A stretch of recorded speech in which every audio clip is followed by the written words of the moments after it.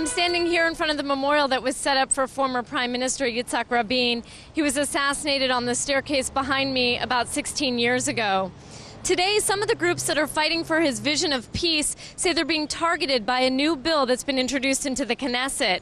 That bill would limit the amount of money that foreign groups could give to political NGOs operating here in Israel. Proponents of the bill say that foreign groups simply have too much power to buy political influence here, and they want that money to be capped at about $6,000 a year. Left-leaning groups say they're being targeted because more conservative groups live on private donations and they would remain unaffected by this bill. Now, after complaints from European and U.S. officials, Prime Minister Netanyahu has frozen debate on the bill. I came to the offices of Peace Now to talk to Yaariv Oppenheimer. He's the director of the group and one of the groups that would be affected by this bill. Take a listen to what he had to say. This bill that has been promoted by people in the government and in the Knesset actually aim to stop peace organizations, NGOs that are dealing with human rights to be active in the Israeli public arena. The aim of this bill is not transparency, it's not to make Israel better. The only aim of this bill is to stop us from having the chance to speak out and to express our views. So you see this as an assault on democracy in Israel?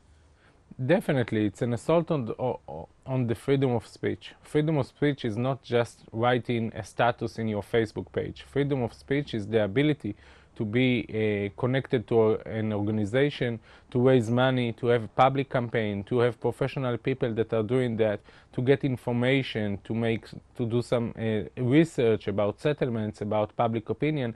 It's not just going out to the streets with sign. It's actually to be able to have an organization and to get funding and donations in order to promote your opinions.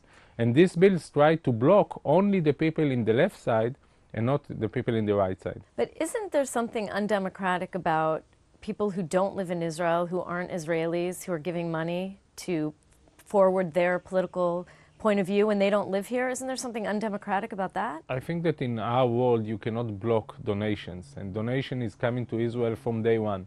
It's coming to the right wing, it's coming for the left wing. It's coming also for social things, for healthcare, for research, for culture. It's not just for political reasons. But every politician in Israel got funding from abroad. What the government is trying to do is to make the definition between donations that are coming from private sector than donations that are coming from states.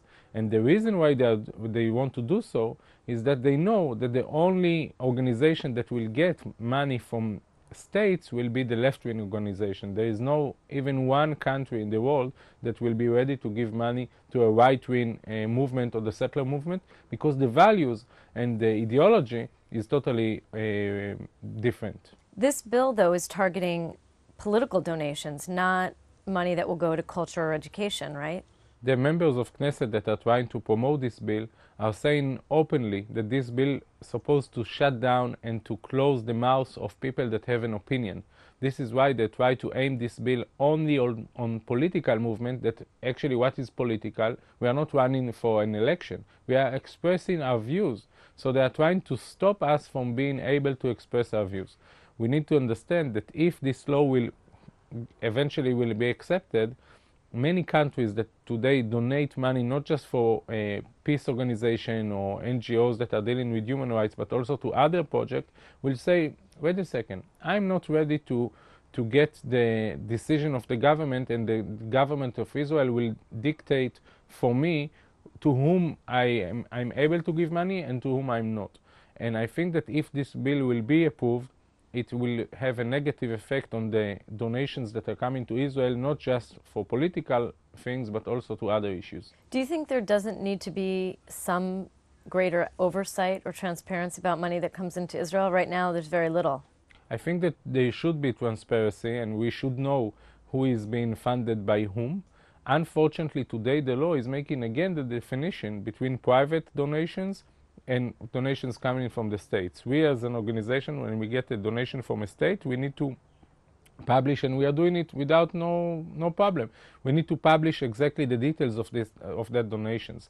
But the right wing, when they are getting donation from private donors, they can hide it, and they have the law in their side saying that if you get money from a private donors, then you don't need even to report about it to the public. So you want transparency for the private and the public? I think so. I think that if we are talking about equality, and if we are talking about opening this box, so we should see exactly what's going on in the other side as well, and not just focusing on the left-wing organizations. How much money does Peace Now get from foreign sources? What percentage of your budget? It's approximately 40% of our budget. 40%? Yeah.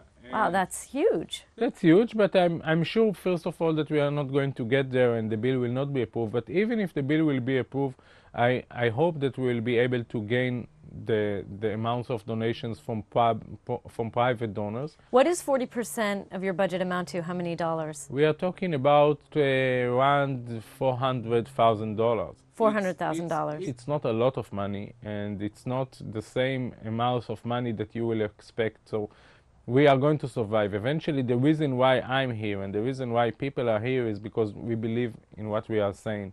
And this is what is motivate us. And even if it will be more difficult and we will have to find new sources of money, I'm sure that the ideology will stay and we will speak out even without these donations. Prime Minister Netanyahu now froze this bill. Why do you think he did that? I think that he understood that this bill is harming Israel democracy and also harming the image of Israel around the world. He understood that if he is going to dictate to other countries which organizations are okay and which organizations are out of the limit, this is unacceptable in the Western world. And I hope that he understood that this proposal eventually just harm the Israeli interest and create a situation in which the Israeli debate, internal debate, will be limited only to right-wing people. I hope that Netanyahu doesn't want it. Yaariv Oppenheimer, Director of Peace Now, I want to thank you so much for joining us on JN1 today.